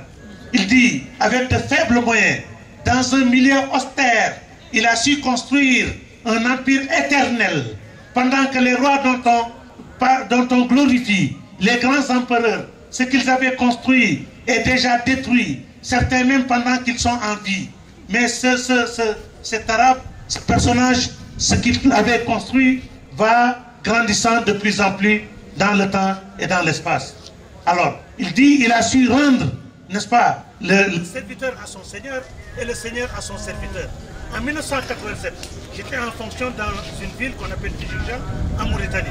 J'écoutais RFI le matin, j'avais mon chapelet. Alors, il y a un franco-algérien qui avait fait un écrit, un livre sur le prophète Mohammed sallallahu alayhi wa sallam, montrant que ce qu'on appelle le gouvernement, donc la nomenclature de l'État, à lui seul, il occupait tous les postes. Il était chef d'État. Chaque vendredi, il fait un discours. Il était donc général de guerre. C'est lui qui organisait les guerres saintes. Soit il les dirigeait ou il désignait quelqu'un, mais la stratégie de guerre, c'est lui qui planifiait la guerre. La preuve, une fois ils l'ont désobéi, c'était à Houd, ils ont échoué et ils ont essuyé un grand échec. Parce qu'il y a des chevaliers qui l'avaient dit de ne pas bouger de leur place. Ils l'ont désobéi et ça a été fatal pour les musulmans. Pour dire que c'est lui qui avait l'organisation, donc qui était le général de guerre. C'est lui qui calculait, qui prélevait le taux de zakat dans les biens de ceux qui avaient des biens qui méritent de se faire sortir la zakat. Donc c'était le mathématicien qui faisait les calculs, n'est-ce pas? Et il faisait aussi du préventif et du curatif. Toutes les recommandations qu'il donnait, la science aujourd'hui s'accorde à ça. Il te dit par exemple, quand vous déjeunez, étalez-vous, c'est la sieste. Quand vous dînez, marchez pour digérer. Ça, c'est de longtemps. Quand aussi la mouche tombe dans votre boisson, il dit enfoncez la mouche dedans et faites-le sortir et jetez-le. Si vous pouvez boire, vous le boirez sans danger. Mais les scientifiques ont découvert que la mouche a les deux ailes de la mouche. L'une a un microbe, l'autre est un antidote. Donc vous ne savez pas laquelle des ailes donc, a touché votre boisson. Mais quand vous l'enfoncez, c'est sûr que l'aile qui a l'antidote, n'est-ce pas, va se mouiller et va annihiler les microbes qui se trouvaient dans l'autre aile. Pour ne citer que ça comme exemple, n'est-ce pas, il y a tant d'autres exemples. Tout ce qu'il avait donné comme conseil, aujourd'hui les gens le découvrent. D'ailleurs, quand il dit quand une épidémie se déclare dans un pays, que personne ne sorte de ce pays et que personne ne rentre dans ce pays, pour que cette épidémie ne soit pas propagée. Si ceux qui avaient le corona étaient restés en Chine, ou en tout cas dans les pays où c'était apparu, peut-être que la maladie ne se serait pas propagée. Bref, donc pour dire que ce personnage, il ne raisonnait pas en tant qu'intellectuel humain. Il y a en nous une qualité divine que tout un chacun doit exploiter pour mener une vie saine dans ce bas monde et une vie meilleure dans l'au-delà. Voilà pourquoi Cheikh Ahmed Tidiane a fait la classification, n'est-ce pas, de l'instinct humain, de l'esprit humain. Il a dit le premier aql, c'est aql haywan, c'est-à-dire l'esprit animal. L'esprit animal, c'est quoi? C'est celui qui vit seulement pour le bien-être social. Bien manger, bien boire, bien s'habiller, bien transporter, etc., etc. N'est-ce pas? Tout ce qui concourt à la vie d'ici-bas. Si maintenant ce monsieur, son ambition, sa projection s'arrête seulement au bien-être social, s'arrête seulement à la consommation, même s'il construit des gratte-ciel, même s'il fabrique un avion ou une fusée, il n'est pas sorti de la catégorie Aql Haywan, c'est-à-dire esprit animal. Parce que ce qui est animal en nous, c'est ce qui mange, ce qui boit, ce qui s'habille, ce qui fait des enfants. Alors, c'est pourquoi Cheikh Tidiane appelle d'ailleurs que ce soit les humains, même Dieu, le Coran. Il n'y a pas, n'est-ce pas, une âme dans cette terre, sinon que son risque provient d'Allah, que ce soit l'humain, d'Ab maintenant, amène l'humain, amène l'animal. C'est la même chose. Maintenant, si les musulmans, messieurs, dames, frères et sœurs, si les musulmans, ils croient en Dieu, là, il vient au niveau de Aql Kulli, c'est-à-dire esprit moyen. Il s'est détaché, n'est-ce pas, du niveau de la dimension animale. Il n'est pas encore arrivé à la dimension de l'homme parfait. Parce que l'homme n'arrive à la perfection que quand son âme se fond, s'éteint dans l'âme du prophète sallallahu alayhi wa sallam. Comme l'âme du prophète sallallahu alayhi wa sallam est fondue dans la présence divine, si votre âme se joint, se fond dans l'âme du prophète sallallahu alayhi wa sallam, immédiatement vous avez la connexion avec la présence divine.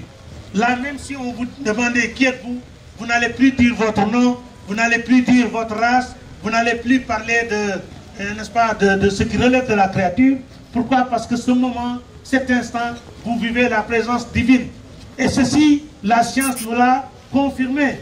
Vous êtes ici à Yopougon, vous prenez votre télé, vous appelez, on vous dit ici Paris. Ici, ça veut dire le lieu où vous vous trouvez.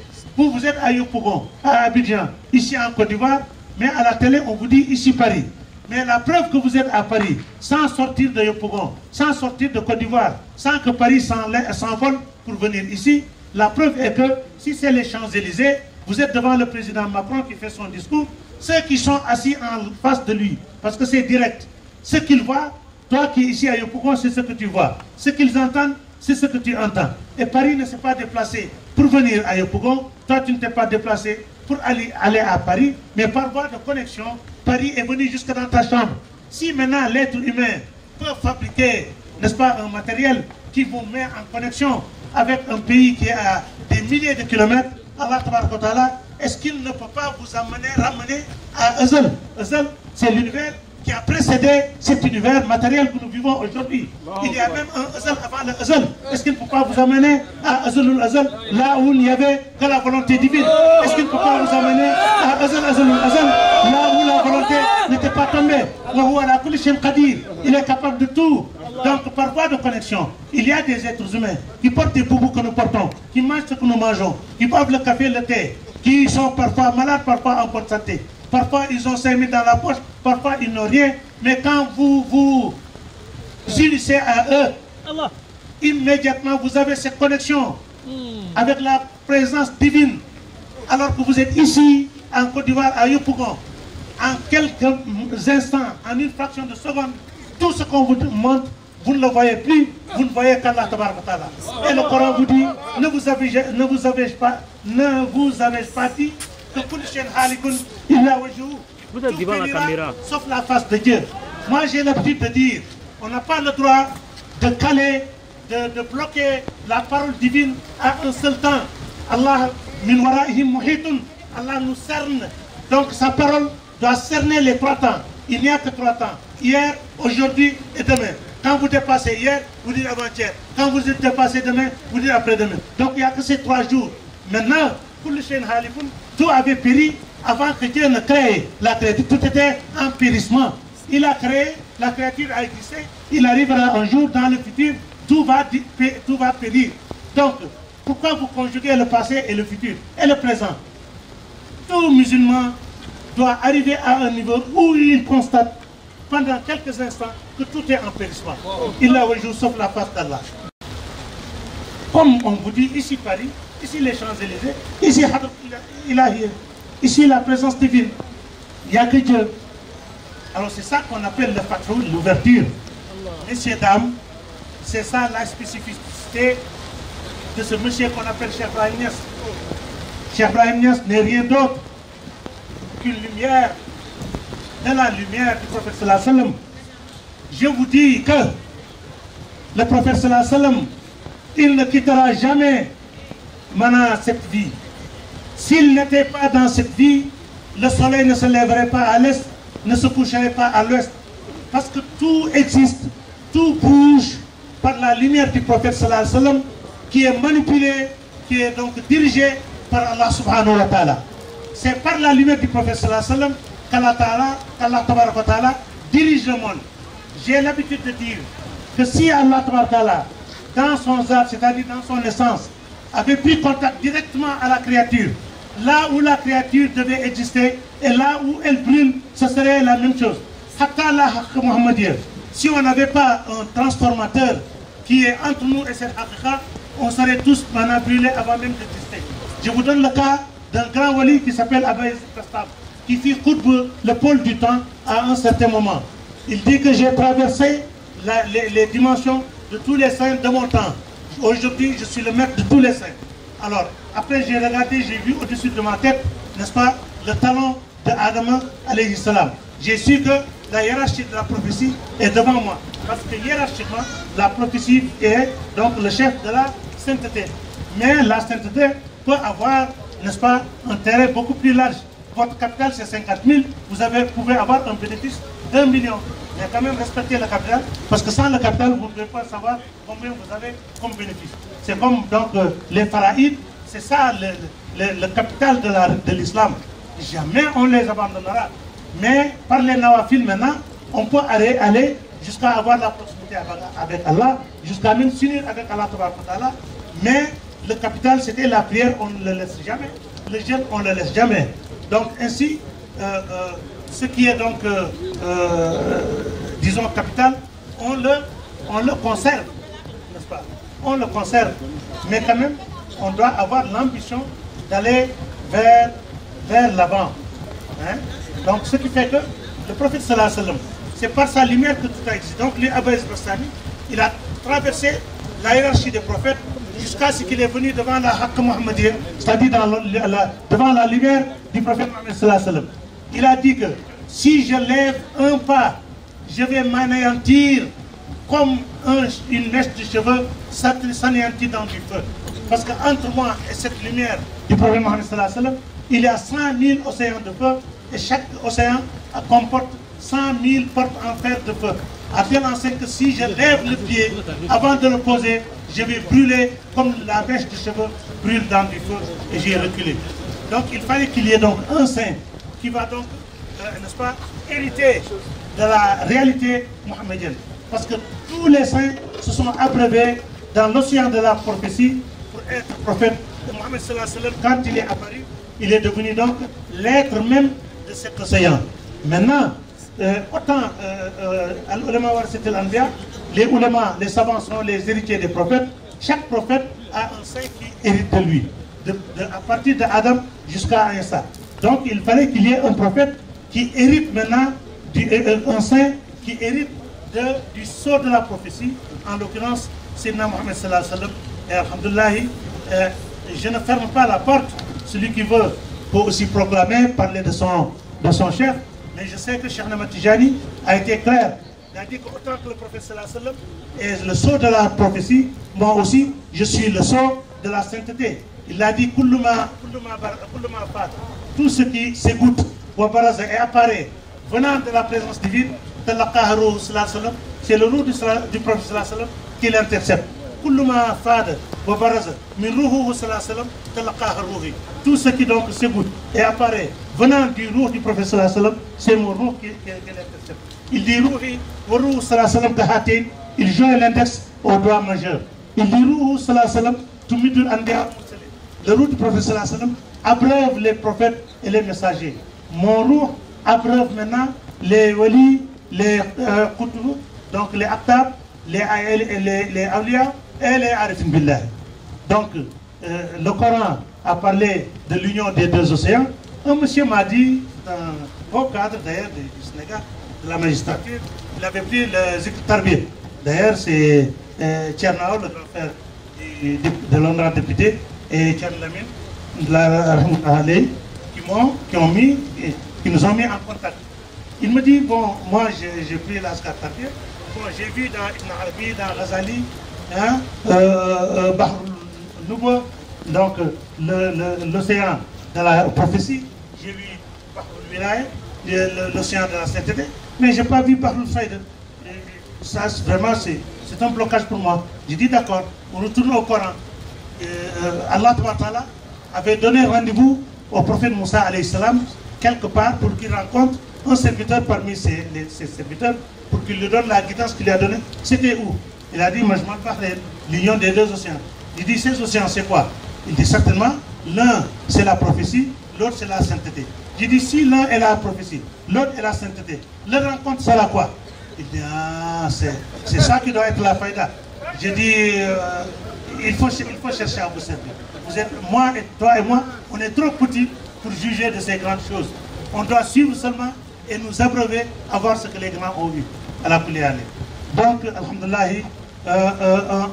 quelqu'un l'avait dit, qui n'a jamais vu Cheikh Ibrahim, mais par prémonition, il a dit, l'étoile qui a jailli donc du Saloum, c'est la région où Cheikh Ibrahim est né.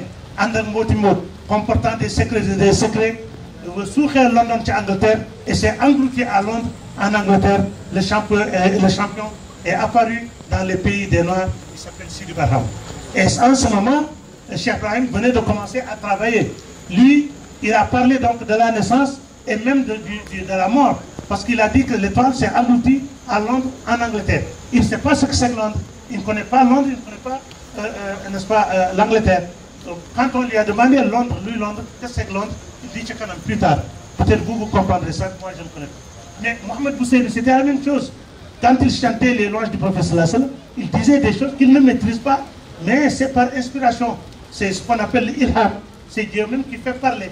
Donc, par la puissance d'Allah, alhamdulillah, donc, quand ce personnage est apparu, alhamdulillah, il a donc émerveillé le monde.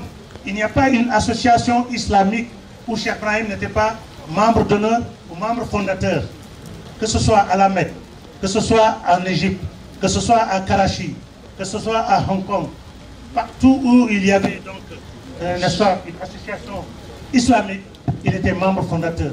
Il n'y a pas une décision qui se prenait dans le monde sans que l'avis de Cheikh Ibrahim ne soit donc pris en compte. Je vous donne un titre d'exemple. Il a sauvé l'humanité. Comment? Parce que le royaume a constaté que Maqam Ibrahim, n'est-ce pas, est tout près de la Kaaba.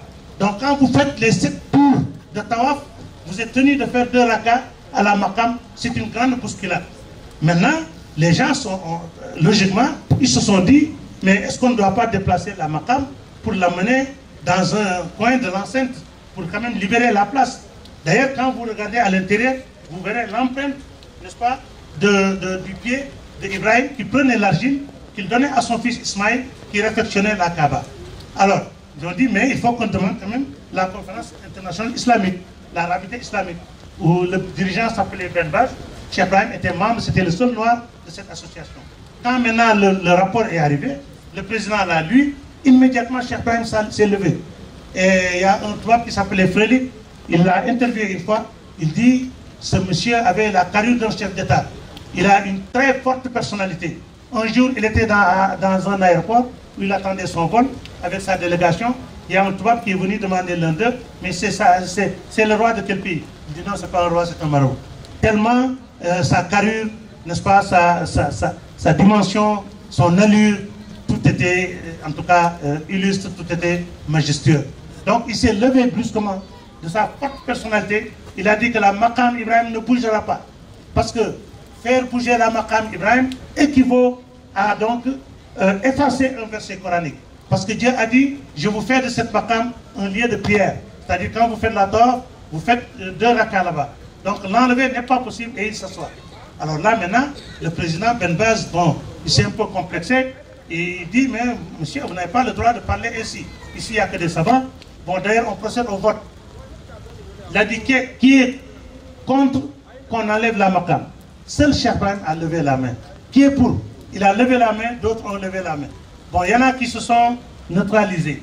En fait, ils sont avec Cheikh Ibrahim, mais ils ont peur du président et aussi à la solidarité, donc tout ça qui joue. Et ils n'ont pas voulu se prononcer. Donc, ils ont dit que la majorité, comme on le connaît dans une assemblée, si donc la majorité prend une décision, donc ça entraîne toute l'assemblée. Donc on dit que la majorité est d'accord qu'on enlève la maqam, donc on l'enlève. Alors, les techniciens sont venus. Comme c'est une pierre, il fallait mettre des mines pour que ça éclate. Mais la première mine qui a éclaté, tout Makkah a bougé. Ils ont dit, subhanallah, il faut qu'on revoie. Ils ont donc approfondi l'exploration. Ils ont vu qu'en réalité, en dessous, la Kaaba et la Maqama formaient une seule pierre. Ils ont dit attention, si on enlève la Maqam, la Kaaba va bouger. Ils disent subhanallah, laissez. Ils ont ramené les marques.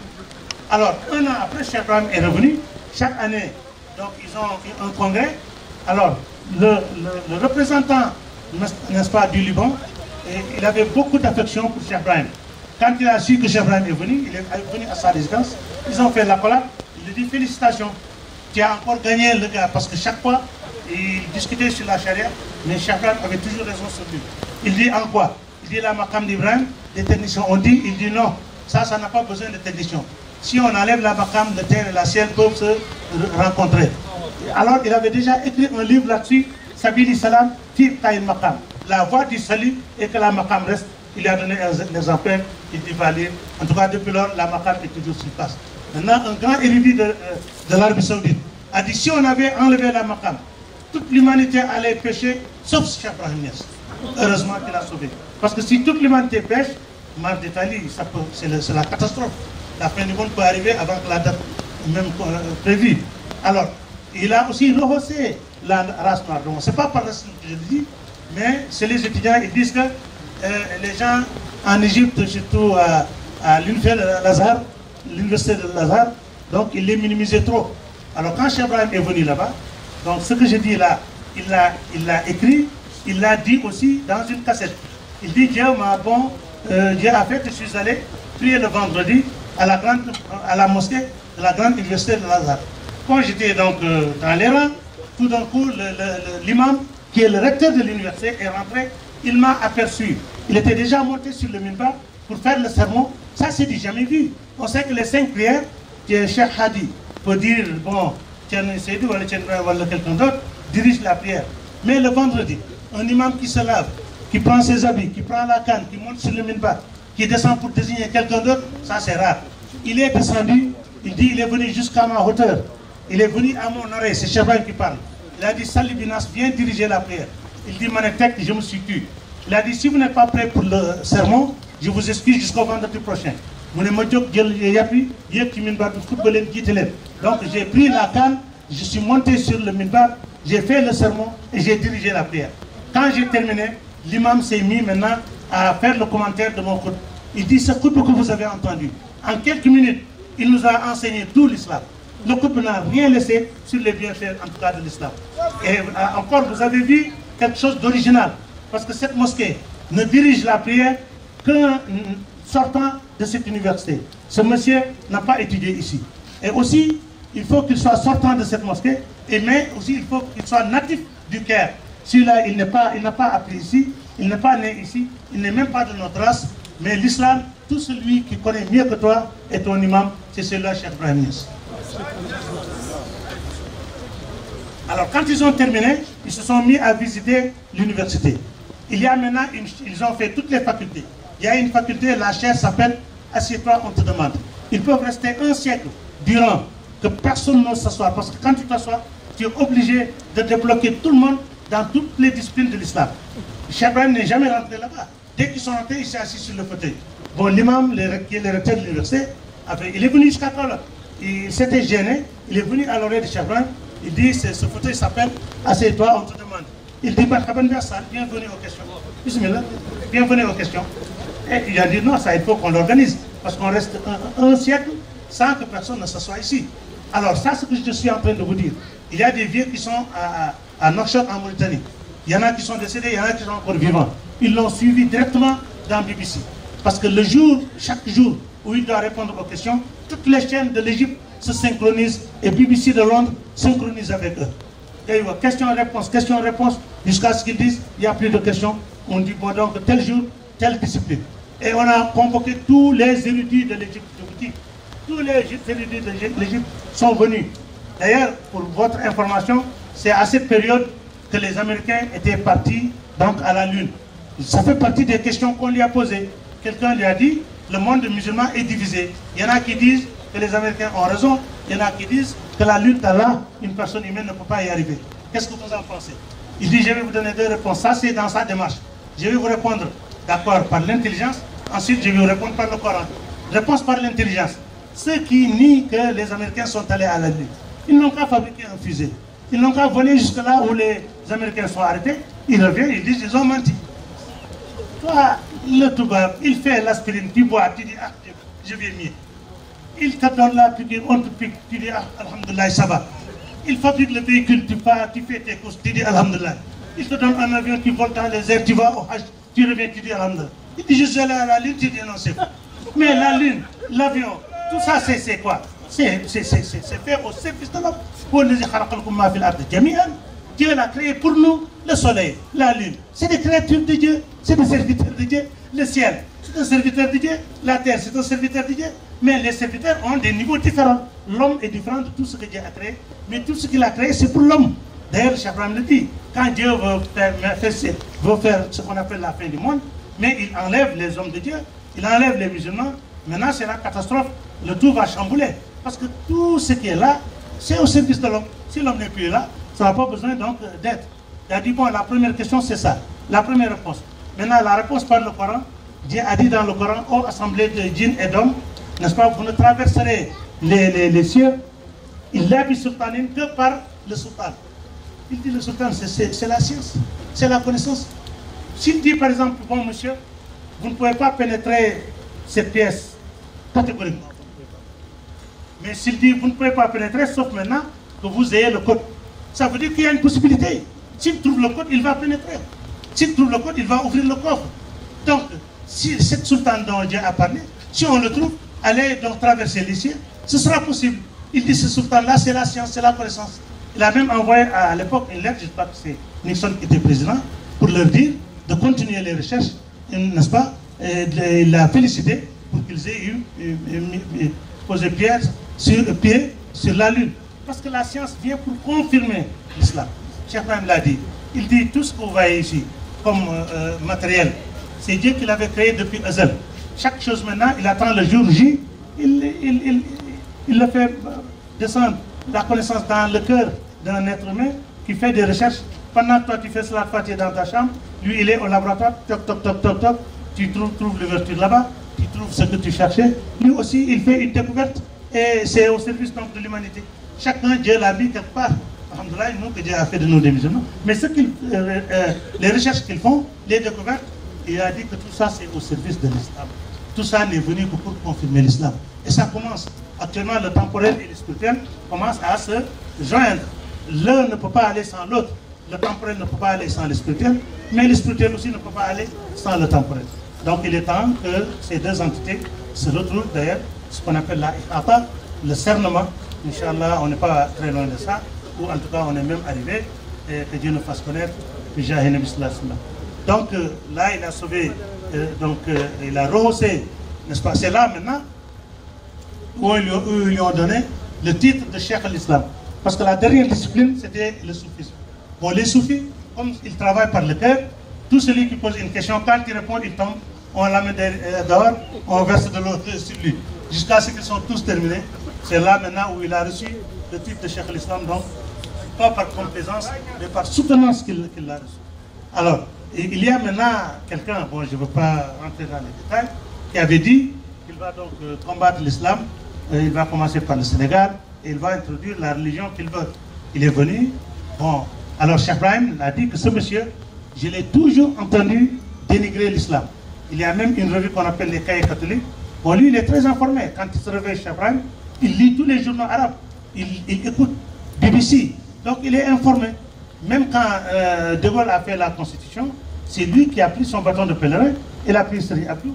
Ils sont allés voir Tien Seyd Nourtal, à la vente de leur lumière, pour leur dire on n'a qu'à donc former une association, parce que quand tu parles avec l'État, il faut être organisé, et en tout cas nous relever contre cette constitution, parce qu'il y a des articles, tels que la laïcité, qui ne sont pas du tout favorables à l'islam, à notre religion. Donc il risque de faire un blocage sur notre progéniture. Donc lui, il était très informé.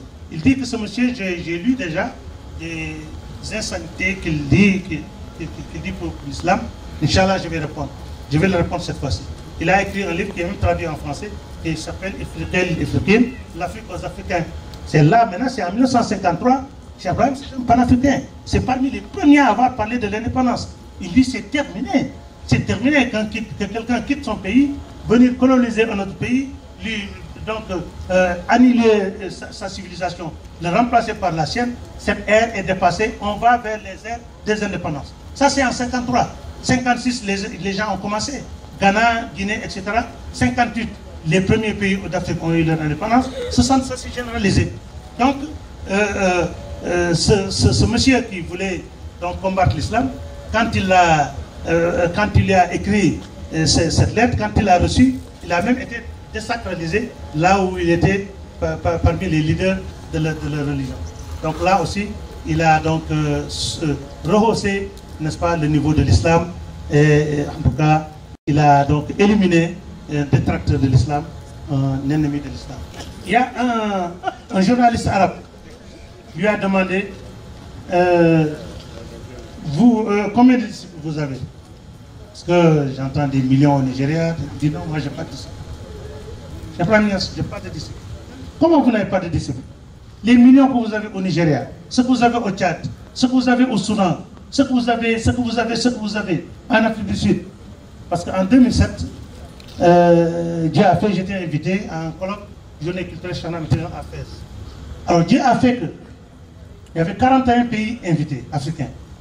Mais les intervenants ne se connaissent pas. Tout celui qui se lève, qui vient au podium, il ne termine pas sans citer Cheikh Ibrahim Niasse. Alors quand on est allé à l'hôtel au déjeuner, tu sais, les intervenants sont eux qui soulèvent les débats.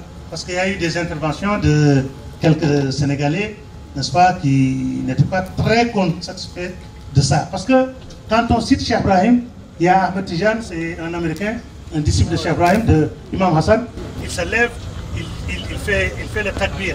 Allahu Akbar. Tous les talibés se lèvent, Allahu Akbar. 3 fois, après il dit Wallah alhamdulillah ce soir. Alors ça a dérangé quelqu'un. On fait des déclarations qui montrent qu'ils ne sont pas contents. Maintenant, quand on est allé à l'hôtel, au moment du déjeuner, bon, j'étais avec des intellectuels. Bon, lundi, bon, vraiment, ce colloque, on ne doit pas citer quelqu'un qui ne soit pas Cheikh Tijan, parce que ça risque d'apporter des frustrations. Il dit, ah, c'est parce qu'on a trop cité Cheikh Ibrahim Niasse. Il dit, bon, mais monsieur, ceux qui ont cité Cheikh Ibrahim Niasse, c'est qui? C'est pas le délégué du Soudan? Il dit, oui. C'est pas le délégué qui est venu de l'Afrique du Sud? Il dit, oui. C'est pas les délégués qui sont venus du Nigeria, de la Mauritanie? Je dis, est-ce que ces gens se connaissent? Il dit, non. Je dis, ils ne se connaissent pas. Ils viennent d'horizons différents. Chacun cite la même personne. Ça, c'est l'effet d'une personne ou c'est l'effet de Dieu? Il dit, ça, c'est l'effet de Dieu. Je dis, voilà. Ça, c'est Dieu qui l'a fait. Cheikh Ibrahim, c'est un fils de Cheikh Tijan. Toi, parce que tu as tracé un terrain de 100 mètres carrés. Ton fils vient, il en fait 1000 mètres carrés, 2000 mètres carrés. Mais c'est toujours au mérite du papa. Parce que si ce n'était pas le papa, et le fils ne serait même pas né, pas plus forcément de tracer. Ça, c'est un honneur pour la Tijania.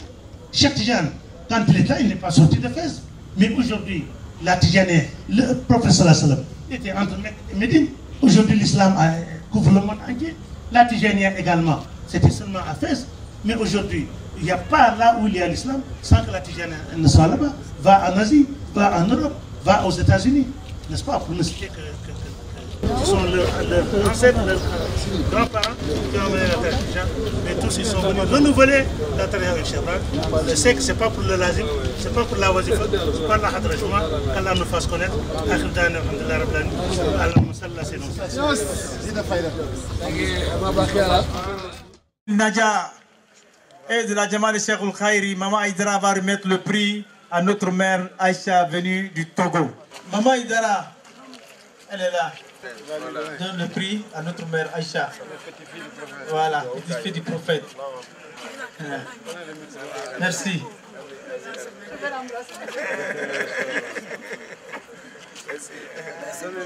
Un mot. Je suis émue et surprise que Dieu vous bénisse. Merci infiniment à notre maman qui a fait le déplacement depuis le Togo. Le deuxième prix sera remis à notre frère Abdelkarim Silla venu de la France. Celui qui, à toutes nos cérémonies, se donne le temps, n'est-ce pas, de quitter l'Europe et venir physiquement faire acte de présence à nos cérémonies. Abdelkarim Silla ici. Le prix sera remis par notre frère Joachim Sidik Abubakar. Va remettre le prix de notre frère, n'est-ce pas, Abdelkarim Silla, venu de la France. Au nom de mon cher, de mon ami de vieille date, que je nomme ici, qui s'appelle bien sûr celui qui vient de nous délivrer une communication très éloquente. En son nom, je vous donne Takbir. Takbir. Takbir. Ok, vraiment, merci beaucoup, honorable. Et grâce à là que toute l'Assemblée soit remerciée et reçoive à sa juste valeur toutes les bénédictions qui ont été faites. Et face à là que ce prix nous encourage encore dans ce qu'on a envie de faire. Inch'Allah. Merci beaucoup, cher. Merci à toute l'Assemblée. Salam alaikum. De la Jama, fille de l'honorable Aou, Saïbatou Aou, Aïssata Aou, s'il vous plaît, au pupitre. Ce prix sera remis par l'épouse de notre guide, Cheikh Sirimbaï Mamadia. Allah, la ilaha illallah, Allah, la ilaha illallah, Allah, la ilaha illallah, Allah, la ilaha illallah, Allah, la ilaha illallah, Je te remercie ce prix au nom de notre guide Thian Ibrahim Mahmoud Diallo et au nom de toute la Jama. Salam alaikum, alhamdulillah, alhamdulillah. Merci, merci infiniment. Merci pour ce prix remis à notre sœur. Il reste à remettre le prix de la marraine, Madame Sissé, qui sera remis à sa sœur, Sarah Koni. Elle est là. Allah, Allah, Allah, la ilaha illallah, Allah, Allah, ilaha illallah, la Il n'y a pas de mots. Je suis tellement émue. C'est ma première année au Maroc. C'est ma première année. Je suis là à vous dire merci. Merci au chèque. Inch'Allah, l'année prochaine, je ferai mieux que ça. Merci.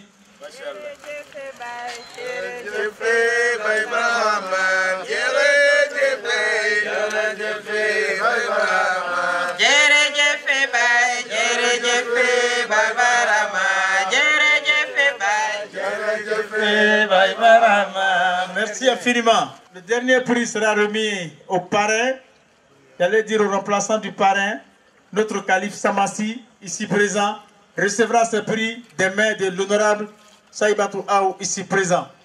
Pour vraiment finir la cérémonie, et juste après, nous allons lire la doigt du Khatm Coran. ونشكر كل التلاميذ وكل الموردين ونشكر الله أن رحمه الله على شيخنا الشيخ الدمية. والسلام عليكم. لا إله إلا الله الله الله إله إلا الله يا الله لا إله إلا الله الله الله Au nom du comité, la communauté, de manifester notre engagement envers l'organisation. بسم الله الرحمن الرحيم. قل هو الله أحد الله الصمد لم يلد ولم يولد ولم يكن له كفوا أحد. الله أكبر لا إله إلا الله الله أكبر ولله الحمد. بسم الله الرحمن الرحيم. قل أعوذ برب الفلق من شر ما قلق ومن شر غاسق إذا وقب ومن شر نفاذات في العقد ومن شر حاسد إذا حسد. الله أكبر لا إله إلا الله الله أكبر ولله الحمد. بسم الله الرحمن الرحيم. قل أعوذ برب الناس ملك الناس إله الناس من شر وسواس الخناس الذي يوسوس في صدور الناس من الجنة والناس. الله أكبر لا إله إلا الله الله أكبر ولله الحمد. بسم الله الرحمن الرحيم. الحمد لله رب العالمين الرحمن الرحيم ملك يوم الدين إياك نعبد وإياك نستعين اهدنا الصراط المستقيم صراط الذين أنعمت عليهم غير المغضوب عليهم ولا الضالين. الله أكبر لا إله إلا الله الله أكبر ولله الحمد. بسم الله الرحمن الرحيم. ألف لام ميم ذلك الكتاب لا ريب فيه هدى للمتقين الذين يؤمنون بالغيب ويقيمون الصلاة ومما رزقناهم ينفقون والذين يؤمنون بما أنزل إليك وما أنزل من قبلك وبالآخرة هم يوقنون أولئك على هدى من ربهم وأولئك هم المفلحون. بسم الله الرحمن الرحيم. صدق الله العظيم وبلغ مولانا رسوله المصطفى الصادق الأمين وهو أصدق القائلين والمصدقين ونحن على ذلك من الشاهدين وبهم مؤمنون ومصدقون ولا حول ولا قوة إلا بالله العلي العظيم. ورضي الله عن ساداتنا أبي بكر وعمر وعثمان وعلي وطلعة وزبير وسعد وسعيد وعبد الرحمن بن عوف وأبي عبيدة بن الجراح وحمزة وعباس وجعفر وعقيل والحسن والحسين وفاطمة وخديجة وعائشة وسائر الأمهات المؤمنين. ورضي الله عن أصحاب رسول الله صلى الله عليه وسلم أجمعين وعن التابعين والتابعين لهم بإحسان إلى يوم الدين. اللهم اجعلنا يا مولانا من المحبين والتابعين لهم بإحسان إلى يوم الدين. اللهم اجعل القرآن عظيما ربيع قلوبنا اللهم نوّر به قلوبنا وقبورنا واشرح به صدورنا ويسر به أمورنا ويسر به أمورنا ويسر به أمورنا ووفقنا لما فيه رضاك عنا. اللهم اجعل القرآن عظيما أمامنا وقاعدنا إلى الجنة ولا تجعل خلفنا سائقنا إلى النار يا رب ببركة مولانا رسول الله صلى الله عليه وسلم وبركة أبو بكر وعمر وعثمان وعلي بركة سيدنا الشيخ أحمد التيجاني شريف رضي الله تعالى عنه وبركة مولانا الحاج عبد الله وبركة شيخ الإسلام وجميع أصحابه وخلفائه نتوسل بك أن يقضينا جميع حوادنا ظاهرا وباطنا بحق فاتحة صلاة الفاتحة. فاتحة صلاة فاتحة. اللهم صل على محمد الفاتح الماء والقاتم الماء سر الأقبلاق والهادي إلى صراطك المستقيم ولا ليق قدر امدان العظيم سبحان ربك رب العزة عما يصفون والسلام على المرسلين والحمد لله رب العالمين.